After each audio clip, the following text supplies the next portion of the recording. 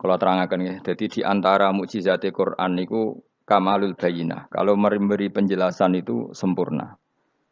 Sehingga ulama mengatakan imanul muqallid, imannya orang-orang yang asal ikut kiai, asal ikut guru, asal ikut buku, itu mukhtalaf alaih.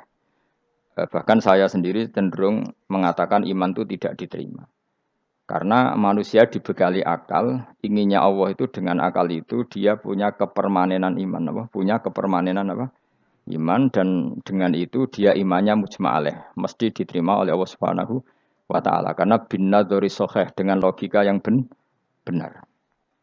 Dan logika yang benar itu gampang sekali. Beberapa ulama tentu tahu sekali, bukan sekedar tahu sekali karena itu diajarkan Allah dan Rasul. Misalnya begini, kata Allah, saya kalau baca ayat-ayat ini itu sering nangis karena Allah yang Tuhan itu sebenarnya tidak butuh kita. Saya ulang lagi, Allah yang Tuhan itu tidak butuh kita, juga tidak butuh iman kita. Tapi Allah ingin hambanya itu berakal ya, karena agama itu likaumi yakilun, sehingga berpikirnya benar. Misalnya gini kata Allah, enggak apa-apa, kamu menuhankan selain saya itu enggak apa-apa kata Allah. Enggak apa-apa Yesus kamu katakan Tuhan enggak apa-apa, kamu katakan batu Tuhan enggak apa-apa. Tapi tolong prosedur ya, prosedur atau persyaratan menjadi Tuhan itu kamu lengkapi, yaitu punya prestasi menciptakan langit dan bumi. Kalau tidak semua surun semen kata Allah, sementing urun gitu. Jadi sebetulnya itu kan rasional. Misalnya nggak apa-apa kamu merasa jadi presiden atau gubernur atau jadi wali atau jadi apa. Yang penting prosedurnya dipenuhi. Itu kayak apa Allah baiknya pada kita. Sehingga saya berkali-kali, makanya menurut saya orang alim itu wajib memaklumatkan kalau dirinya alim. Supaya jelas aturan mainnya. Yang dilarang Allah itu kan memaklumatkan alim kemudian ingin hadun nafsi, ingin salami template, dicucuk, dihormati itu kriminal. Itu orang alim gendeng, sudah gendeng sekali. Karena khasnya orang alim itu tentu cari ridhonya Allah, bukan ridhol kholqi, bukan ridhonya apa? Makhluk. Makhluk itu lah ada siapa-siapa. Dan kita harus baku seperti itu. Kenapa kalau orang alim nggak memaklumatkan kealimannya itu dikatakan salah? Karena fungsi orang alim adalah membawa bayinat, membawa ayat-ayat Allah, bukan kepentingan apa? Pribadi. Makanya Rasulullah nanti duka ngendikan idza zuharatil fitanu wal bid'u falyudhiril alim ilmahu wa illa fa'alaihi la'natullah wal malaikati wan nasi ajmain. Jika zaman akhir banyak bid'ah, banyak kebodohan, maka orang alim wajib menampakkan kealimannya. Jika tidak, maka dia mal'un, dilaknati langit dan bumi. Karena sebetulnya logika tentang Tuhan itu gampang sekali. Saya ulang lagi ya. Saya punya sekian contoh betapa tauhid itu mudah. Jadi kalau ada orang bilang ikhlas itu angel, Gus. Ya dia sendiri goblok karena nggak tahu logika apa. Ikhlas itu justru gampang. Misalnya kamu ngamal demi manusia, manusia itu umurnya hanya berapa coba? Kan pasti mati. Lalu kalau dia mati tidak berkutik, bagaimana Anda bersandar sama seseorang yang mati dan tidak berkutik? Sama-sama bersandar sama zat sing al-hayyul qayyum, sama zat yang abadi. Kamu latih terus akal kamu. Misalnya saya punya jamaah banyak, mereka itu kan nggak jelas surganya. Kok harap-harap syafaatnya piye? Soalnya jamaah aku mlebu neraka kabeh. Kan nggak mungkin nyafaati saya. Atau mereka mlebu swarga kabeh, wis do sibuk kelon mbek widadari. Mungkin ya ndak ngurusi saya. Jadi dua kemungkinan itu sama-sama ndak ngurusi saya. Mlebu neraka ya rasa nyafaati, nek mlebu swarga do sibuk napa? Ngeloni widadari karena trauma di bocah elek, melarat macam-macam. Sehingga kiainya saja wis ora takok Gus Baneng ndi wis ora takok. Seribet dhewe no. Nah, tentu saya juga sibuk sowan pangeran sudah itu makom saya sudah sibuk sowan pangeran. Kowe pesta seks sing kula sowan pangeran. Wa swargame ayate pokoke inna ansa'na gunna napa?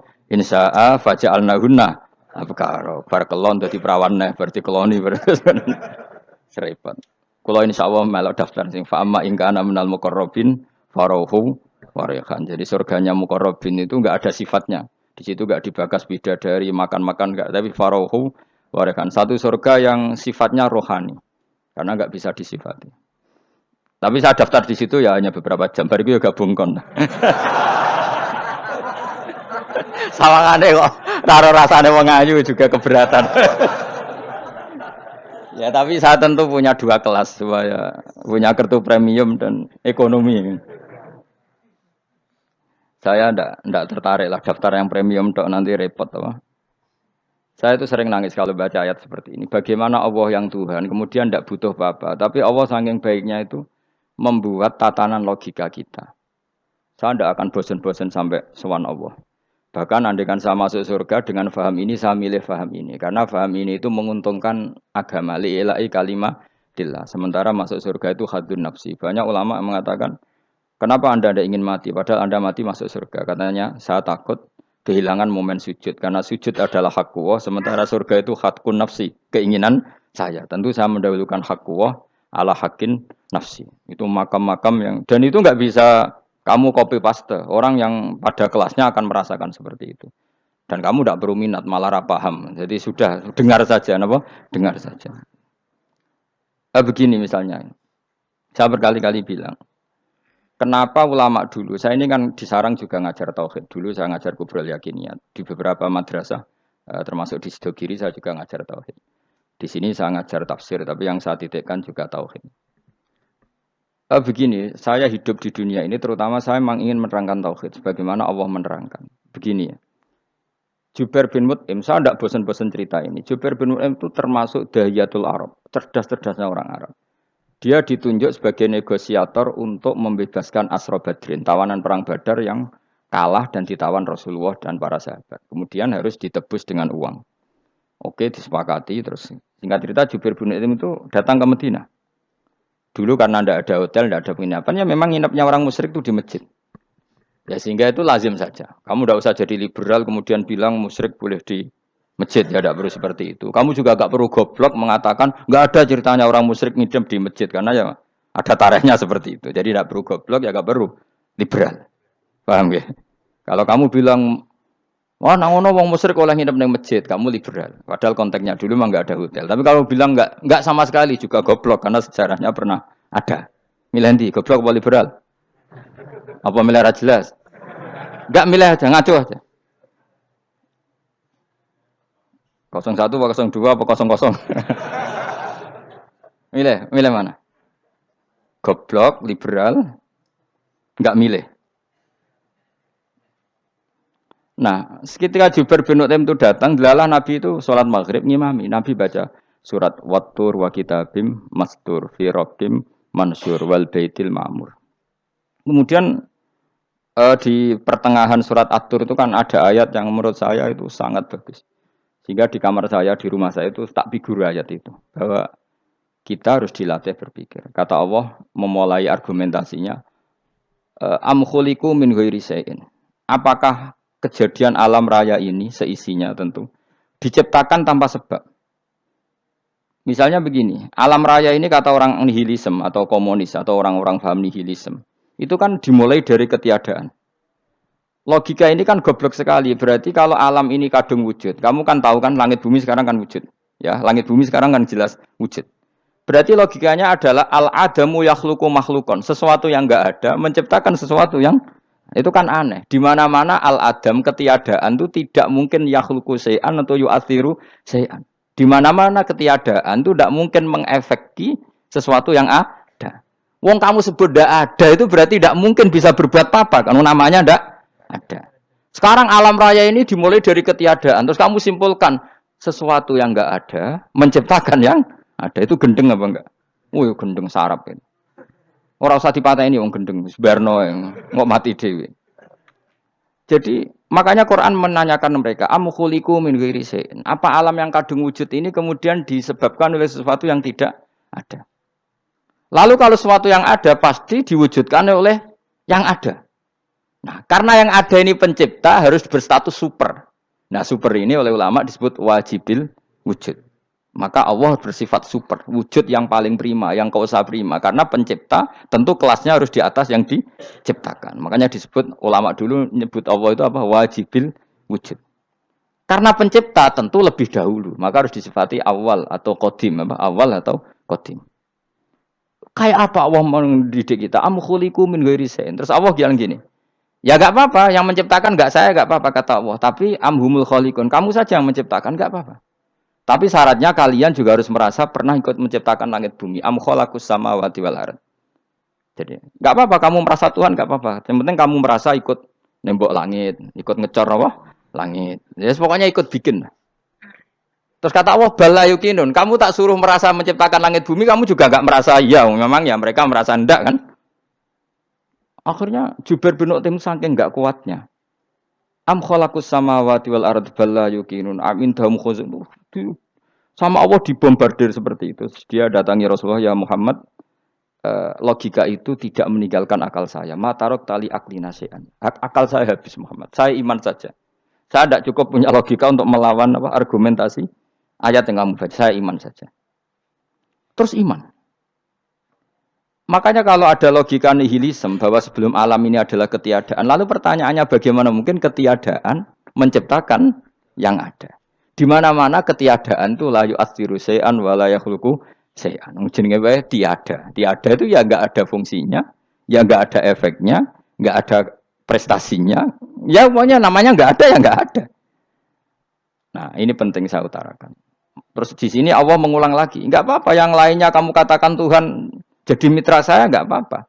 Tapi tolong kata Allah, aruni madza khalaqu minal ardi, tunjukkan ke kami prestasi dia ikut bikin bumi.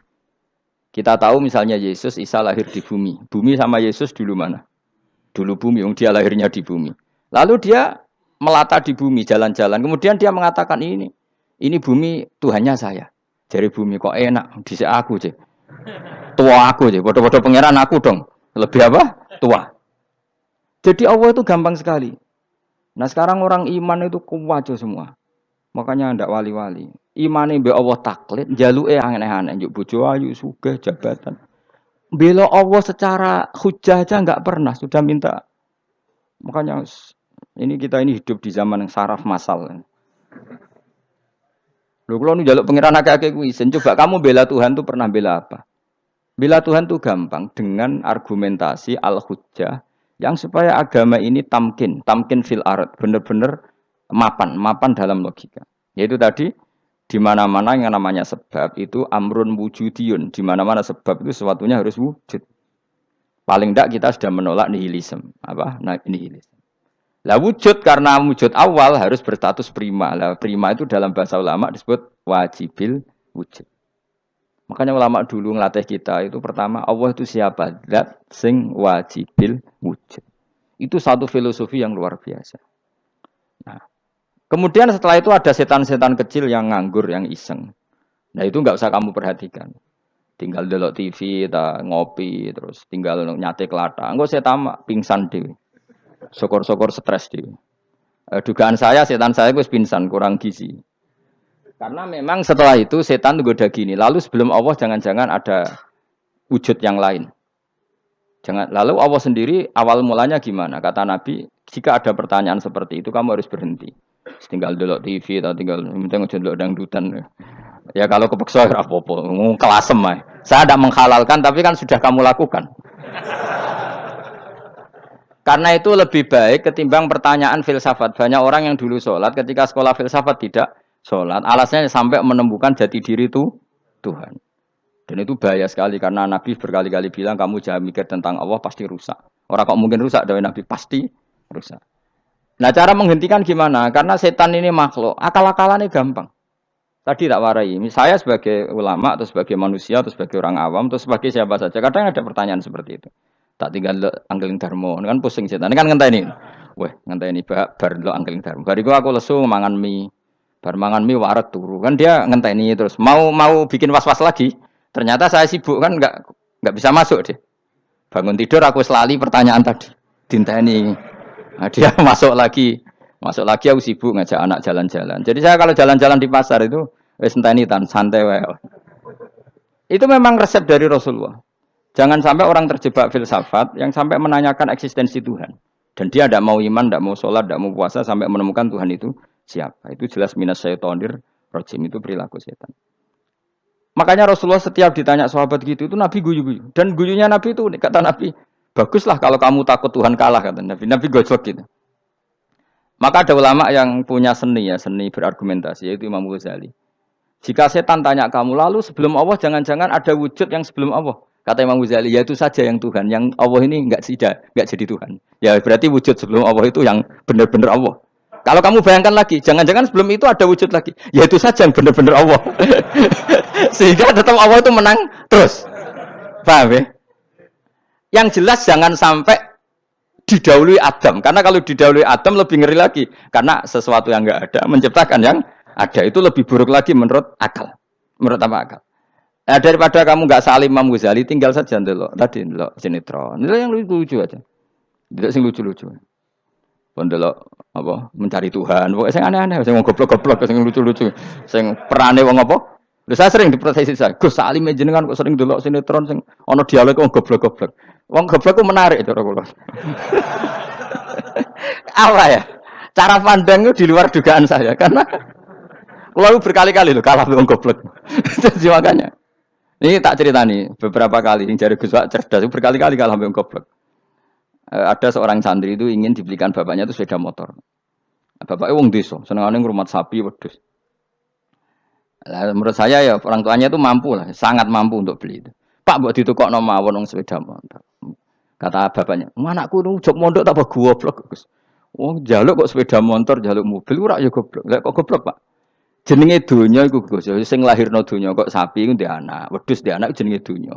Di mana-mana jenenge donya sing lahirno donya. Iki donya kok mangan donya.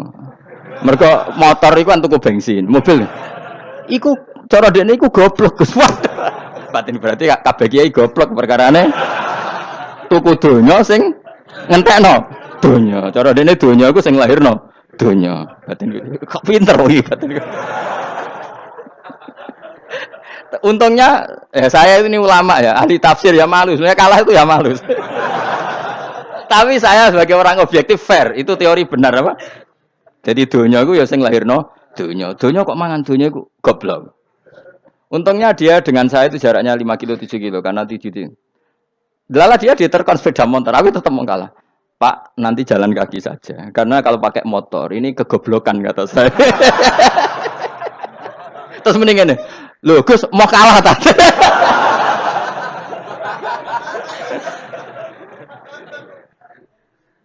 Wah kacau. Singkat cerita dia bersikeras, nggak mau beliin sepeda motor anaknya karena di mana-mana dunia gue sing lahirno dunia, nggak boleh dunia kok mangan. Ini satu kegoblokan yang agak ilmiah tadi. Nah Imam Asy'ari juga ngalami hal yang sama. Imam Asy'ari itu punya kita kalau ahli sunnah kan dua partai ya. Ya dalam ahli sunnah itu hanya ada dua partai juga. Kalau nggak Asy'ari ya Maturidi. Ya, dan sama-sama alim. Ya kalau terpaut ya paling 5%, 7% ya. Kealimannya Asy'ari dan Maturidi. Imam Asy'ari itu bikin logika yang jelimet seperti saya sekarang ini, logikanya jelimet tapi permanen. Jadi yang saya ajarkan tadi itu logika yang jelimet tapi apa? Permanen. Karena tadi alam raya ini kadung wujud. Kalau kadung wujud pasti pewujudnya yang menciptakan wujud pasti adalah kewujudan. Karena al-adam la yu'athiru syai'an. Di mana-mana kenihilan tidak yu'athiru syai'an. Ya sepakat ya, gampang kan? Tentu wujud ini prima disebut wajibil wujud. Lalu Imam Asy'ari itu bersikeras. Kalau imanul muqallid itu tidak diterima. Banyak yang keberatan ulama, tapi Nabi nyatanya yaktafi bi imanil a'rab al khalina anin nadur. Nabi nyatanya mencukupkan imannya orang-orang Bedui yang mereka itu kayaknya tidak bisa mikir. Ya, Nabi yaktafi bi imanil a'rab itu wong desa al khalina anin nadur yang mereka itu tidak bisa apa? Berpikir. Singkat cerita Imam Asy'ari survei. Coba ayo kita tanya orang-orang kampung. Ternyata kegoblokan orang kampung itu ya ilmiah, masyhur itu. Imam Asy'ari saja harus belajar dari wong awam, wong goblok-goblok. Kita kok ingin ya Badawi bima arafta rabbak. Kowe kok iman be Allah iku bima arafta rabbak. Lalu kamu tahu Tuhan kamu atas nama apa? Dengan logika apa? Jawabnya enak ya. Al-ba'ratu tadullu 'alal ba'ir wa atharul aqdam yadullu 'alal masir. Angger ana tletong ya ana ontane. Angger ana bekas delamaane wong ya ana sing bar liwat. Jadi misalnya ada bekas teracak anjing, berarti anjing habis liwat. Ada bekas apa ular ya berarti ular harus liwat. Ada bekas teracak manusia ya berarti manusia habis liwat. La wa hadzal alam atharun min athari qudratillah. Alam iki bekas, mesti ana sing gawe. Jadi Mas Ari pinter juga, mesti logikane gak jelimet tapi agar ana tletong ana sapine.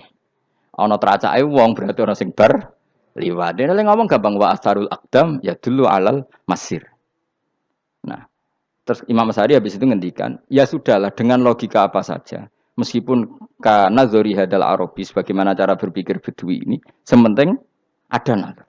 Apa ada nazar. Ya nazar apa saja. Misalnya orang ahli matematika mungkin bilang angka dimulai dari 1. Nol itu akal-akalane Khawarizm. Mergo ini kebingungan nulis 10. Tapi tetap angka itu dimulai dari 1. Kalau misalnya 1 untuk mecah kesulitan ya harus dimulai 0,1. Tidak bisa 0 tok. Jadi 0 dulu itu untuk mematahkan kalau jumlah itu tidak sampai 1. Tapi faktanya jumlah itu kan pasti 1 karena dimulai dari wajibil wujud. Khawarizm itu ya pintar matematika. Saya juga punya ilmu hisabnya Khawarizm. Itu kan dia karena kebingungan angka pecah. Misalnya 1 tidak sampai 2. Mau tidak mau harus ditulis 1,5 misalnya. Paham ya? Lalu kalau sebelum 1, tetap dia harus 0,5. Lalu hakikat 0,5 itu kan bagian dari wujud apa bagian dari Adam? Tetap bagian dari wujud. Jadi 0,5 itu kan khayal kuliah. Tak warai ya. Mungkin saya ada ahli matematika ala wong kampus, tapi saya tahu Kang, ala Islam itu lebih gampang. Misalnya gini, sesuatu itu kadung kamu putuskan itu satuannya 1. Tentu ketika separuh kamu katakan baru separuh. Tapi sebetulnya ketika satuan itu kamu katakan 10, yang separuh itu sudah 5. Itu kan terserah sing bagi, no? Terserah sing bagi. Ya iya dong, misalnya 1 juta,5, 5-nya artinya apa coba? 500.000 kan. Sekarang kalau 100.000, 5, 5-nya jadi berapa? 50. Kalau 1,5 jadi. Nah itu kan terserah satuannya apa? Tapi tetap dari 0,5 itu tetap menunjuk sesuatu yang wujud. Yaitu 5-nya sebetulnya apa? 5 yang separuh tadi. Paham sih kalau maksud? Tetap nggak bisa sesuatu dimulai dari apa? 0.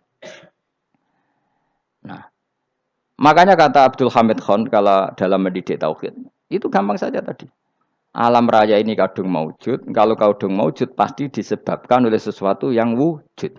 Karena wujud pencipta harus berstatus prima. Lah prima ini atau premium ini kita sifati wajibil wujud. Atau kamu katakan apalah kausa prima atau musabibul asbab.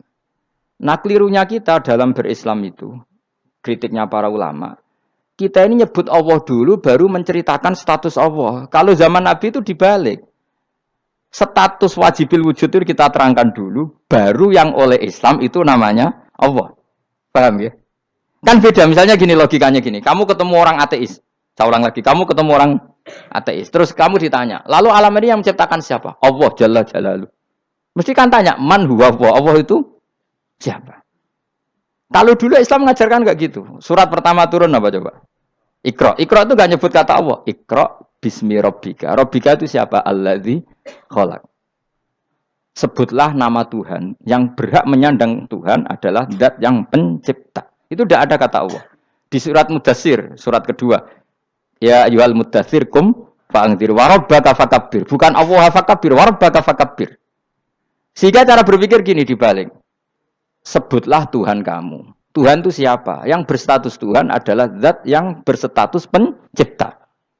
Nah, lalu pencipta ini oleh Islam dinamai Allah. Kalau orang ateis kamu langsung bilang Allah, man huwa Allah. Berarti pertanyaannya Allah itu siapa? Lalu kamu jelaskan Allah adalah pencipta. Allah adalah wajibil wujud. Tentu lebih gampang kamu terangkan. Makanya Al-Qur'an menerangkan amuhuliku min ghairi syai'in. Maknanya saya di sini maknanya ya Allah. Apa? Allah. Apakah mereka diciptakan tanpa pencipta? Tentu setelah Islam tahu itu namanya siapa? Allah.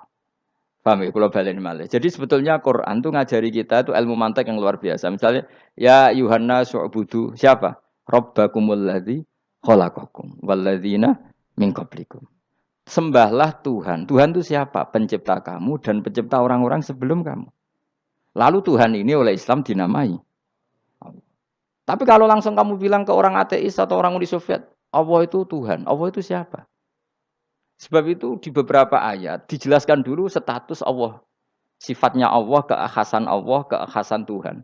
Yang dikatakan Tuhan adalah zat pencipta. Kalau tidak pencipta berarti tidak Tuhan. Sekarang Yesus pencipta bumi apa enggak? Enggak, karena dia lahir sudah di bumi. Begitu juga Fir'aun. Fir'aun itu kalah telak sama Nabi Musa gara-gara logika ini. Ketika Nabi Musa ditanya Fir'aun, "Wama Rabbul Alamin?" Lalu Tuhan itu siapa? Kata Musa, Rabbus samawati wal ardi, yang menuhani langit dan bumi. Jadi Fir'aun, ndak, ma'alim tulakum min ilahin wairi. Saya jalan-jalan kemana-mana yang dikatakan Tuhan oleh masyarakat saya kok. Nah, kurang ajar Fir'aun. Terus kata Musa, ya Tuhanku yang di langit. Terus manggil Haman Mesir. Ya Haman ibnili sorkhalla ali abluhul asbab samawati fa'attoli ila ilahi. Musa, Haman, Bikinan saya piramida yang tinggi. Aku akan lihat Tuhannya Musa. Ada enggak di sana? Padahal misalnya munggah tenan ya pangeran ra iso didelok kan repot Nabi Musa. Wah, parah ya. Nggak piramida nginceng pangeran teprak itu kan. Akhirnya Musa pakai logika. Ya sudah gini saja. Rabbukum wa rabbu abaikumul awwalin. Yang menuhani nenek moyang kamu yang dulu-dulu. Oh itu langsung fabuhita Fir'aun. Fir'aun tuh kaget sekaget-kagetnya. Dan para penggawa Fir'aun sadar. Wah kalau Fir'aun yang Tuhan, babanya tanpa Tuhan. Kan Tuhannya balita kan gitu kira-kira. Tuhannya balita. Tuhannya barulah. Itu kan jadi logika yang mematikan. Kalau Fir'aun Tuhan berarti babanya dulu yang wujud itu tanpa Tuhan. Karena Tuhannya barulah. Ini ada Tuhan kok datang terlambat ini kan. Akhirnya para punggawanya Fir'aun iman, macam gendeng ya Fir'aun itu gendeng. Itu pentingnya logika Rabbukum wa Rabbu abaikumul awwalin. Nah sekarang orang tuh nggak belajar logika. Iman bi Allah orang mantep ning ati, jek iso diguncang setan, jalukane wis aneh-aneh. Jaluk swarga, jaluk gak mutu cara. Gak mutu. Makanya banyak wali kalau ditanya, kamu masuk surga sama sholat milih mana? Milih sholat. Kenapa milih sholat? Di surga itu demi khadun nafsi saya, poya saya. Tapi kalau saya sholat itu untuk hakku. Saya sebagai hamba, identitas kesejatian saya adalah menghamba. Soal nanti Allah bikin bonus surga silahkan. Maka sebenarnya masuk surga itu ada urutannya. Sebagai orang alim saya urutannya adalah berkampanye sesering-seringnya, membuat logika supaya orang mudah ke Allah dan Rasul. Makanya di Quran tuh gak ada orang disuruh masuk surga dulu itu ya Tuhan nafsul mutmainnah irji'i ila rabbiki. Kamu kembali ke Tuhan kamu dulu. Bahwa kamu makhluk yang butuh Tuhan. Fadkhuli fi ibadi. Kamu masuklah berstatus hamba dulu. Kesetatusan Anda sebagai hamba ini matangkan dulu. Bahwa saya ini hamba. Dibuktikan dengan suka sujud, suka ngamal, suka sedekah, suka tawadhu. Saya sebagai orang alim sebenarnya enggak suka mulang. Karena takut. Nak kue pinter kok nyanyi aku, nak goblok sawangannya metodeku gagal kan dua-duanya ini merugikan saya sebetulnya. Saya ulang lagi ya, nak pinter kayak nyanyi aku, kan ya mungkin juga senajan rodok mukal mungkin, sanggup aja rodok mungkin. Pemenang nak sing ndik kan yo, biasanya hasut ndik. Wah itu sebenarnya rugi semua, tapi Allah yang memerintahkan hak wong alim kudu mulang. Perhitungan itu tak buang semua. Sing ape nyanyi nggih monggo, sing tetep goblok nggih. Monggo, pokoknya Allah ngutus mulang ya napa? Mulang. Meskipun tadi potensinya itu dua-duanya buruk, sing alimnya ini. Kemudian nak mubalek terus didol ilmu ku rantok royalti tambah parah lagi itu. Nah, aku enggak pakai logika ikhlas. Pakai logika ikhlas selesai semua, disuruh Allah ya sudah. Saya ulang lagi ya, makanya saya minta ya. Surat Tur itu dibaca. Makanya baca Quran itu jangan terlalu egois, jaluk swarga. Statusnya dulu itu fadkhuli fi ibadi. Kehambaan Anda posisikan yang mantap. Lagi wadkhuli jannati. Sekarang enggak dibalik orang ini masuk surga dulu. Kayak surga di kapling. Terawih arang-arang kowe jaluk Lailatul Qadar. Lailatul Qadar wis kliwat. Wingi wis Dzulhijjah wingi kan Pak. Sebagian ulama berpendapat Lailatul Qadar itu fi kulli sanatin. Apa fi kulli? Karena Lailatul Qadar berdasar nuzul Quran dan nuzul Quran itu bisa saja hari Arafah, bisa hari apa. Ada ulama mengatakan Ramadan, tapi bisa tanggal 1. Nah, kamu kan pemalas ikut yang partai 21, 23 karena kan wis akhir-akhir kan wis enteng. Sebenarnya Anda milih 21 berdasar ilmu apa berdasar enak lah terbatas waktunya kan. Kan lebih sempit apa? Lebih apa? Sempit. Ya saya ulang lagi ya. Jadi Allah kalau ngajarkan hujah itu gampang sekali ya. Tadi amkhuliku min ghairi syai'in. Enggak apa-apa saya ada Tuhan kata Allah, tapi kamu harus punya logika. Alam raya ini diciptakan tanpa pencipta. Mau enggak kamu punya logika seperti itu? Bahwa alam ini yang wujud diciptakan oleh sesuatu yang tidak wujud. Mau enggak kamu punya logika itu? Enggak mau kan? Namanya wujud tentu diciptakan super wujud. Dan super wujud itu wajibil wujud. Dan itu Tuhan kita yang oleh Islam dinamai Allah. Bang, makanya nyebut Allah itu di surat-surat awal Quran tidak ada. Coba. Awal surat Quran itu surat apa coba? Iqra kan? Iqra itu ada enggak kata Allah? Enggak ada. Iqra bismi rabbika. Rabbika itu siapa? Allazi khalaq. Surat Mudatsir sama. Ya ayyuhal mudatsir qum fa'anzir wa rabbaka fakabbir. Ya sudah seperti itu. Ya Yohanes su'budu rabbakum. Rabbakum itu siapa? Alladzi khalaqakum. Nah kita ini keliru metode. Pemene wong tukang wiridan Allah, Allah. Tapi ora roh Allah iku sing sapa? Ya dia Allah, Allah, Allah. Dia nyifati Allah mau sing ngekei swarga, sing ngekei duwe, sing ben ngekei widadari. Jadi Allah disifati sesuai selera yang menguntungkan dia. Bahwa Allah ini yang ngampuni saya, kemudian saya masuk surga, kemudian ngeloni widadari. Makanya kalau dia jadi wali tak demo, tak laporkan MK. Tak suluh. Karena ini wali pecundang. Bagaimana mungkin calon wali pikirannya khadun nafsi? Kalau ulama gak gitu, mendikan Allah, Allah, Allah itu zat paling penting di dunia. Maka akan saya maklumatkan di dunia bahwa orang kembali ke Allah. Caranya gimana? Akan saya kenalkan Allah lewat logika. Caranya apa? Kita sifati wajibil wujud. Kita sifati Rabbukum wa Rabbu abaikumul awalnya. Dengan sifat-sifat yang semuanya mengarah ke dikjayaan Allah Subhanahu wa taala. Iku jenenge kowe bener-bener ulama. Iku disebut balwa ayatum bayinatun fi suduril ladzina utul ilm. Makanya ulama itu orang yang luar biasa. Sampai disebut innama yakhshawaha min ibadihil ulama. Ahli ibadah itu rapati wedi pangeran. Masuk wiridan istighfar nangis rapati wedi pangeran, gayane tok nangis. Karena sebenarnya dia nangis wedi ra mlebu swarga. Mlebu swarga gak iso ngloni. Dari itu aja orientasinya itu saja. Makanya benar Kanjeng Nabi nak gojlok orang alim satu itu lebih utama dibanding 1000 ahli ibadah. Bahkan Nabi pernah ngendikan sangat ekstrim. Fadlul alim alal abid ka fadli ala adnakum kata Nabi. Keutamaan orang alim dibanding ahli ibadah itu sebagaimana kelas saya kata Nabi dibanding kelas terendah kalian. Padahal Nabi dengan Abu Bakar saja jaraknya sangat jauh. Itu kata Nabi fadlul alim alal abid ka fadli ala adnakum. Keutamaan orang alim dibanding orang abid sebagaimana keutamaan saya dibanding sahabat paling rendah. Karena tadi abid itu ada oportunisnya. Tapi kamu jangan benci abid loh. Karena kamu ya ora alim ora abid. Saya saja yang kritik. Saya yang tanggung jawab di depan Allah. Orang abid itu kadang kan wiridan nganti nangis. Pikirannya apa coba? Wis rasakno mungkin apa wiridan pikiran aja. Di sepuro dosane. Terus apa kan? Mlebu swarga. Terus apa kene swarga? Aku takok. Jadi aku takok ayo sing ape mlebu swarga apa kegiatan? Rencana pertama ya, Pak. Terus gak usah munafik biasa wae. Mau inna ansa'na apa? Insa ayo kalau harus jujur apik jujur. Bandingan kalau orang alim. Orang alim itu ketika nyebut Allah itu iri ya Allah. Kenapa di dunia ini ada makhluk lain yang menandingi engkau? Saya tidak ridho. Kenapa di dunia ini ada syarik orang yang dimitrakan seperti engkau?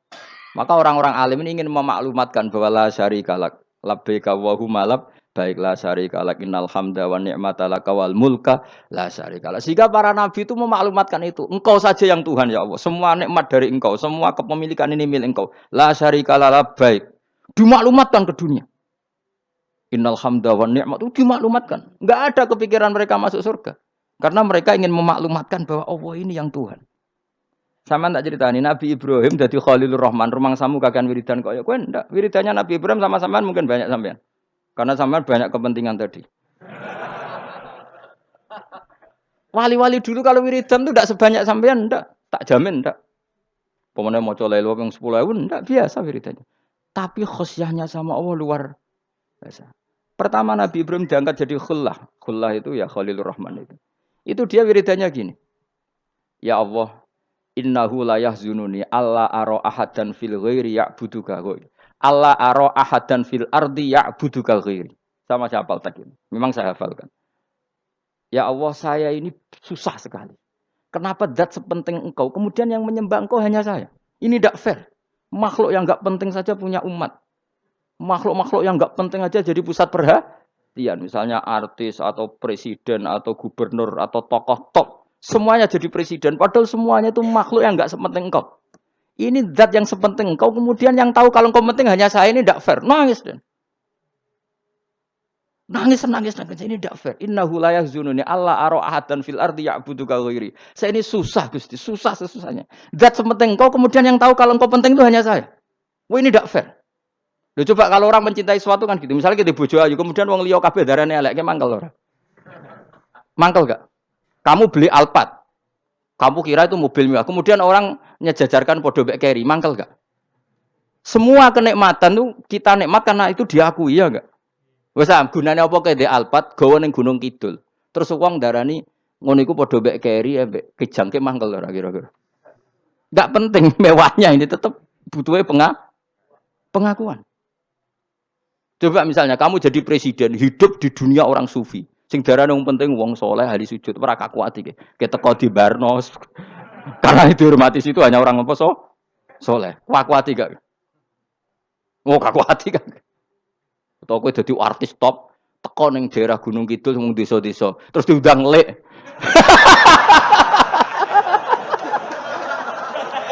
Oh mangkel kae. Le bayangno.